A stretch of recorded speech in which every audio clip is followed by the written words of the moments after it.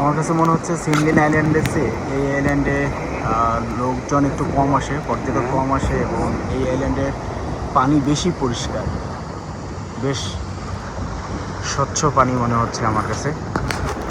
সিমলিন আইল্যান্ডে পানি এতটা পরিষ্কার আমার কাছে চোখে লাগেনি।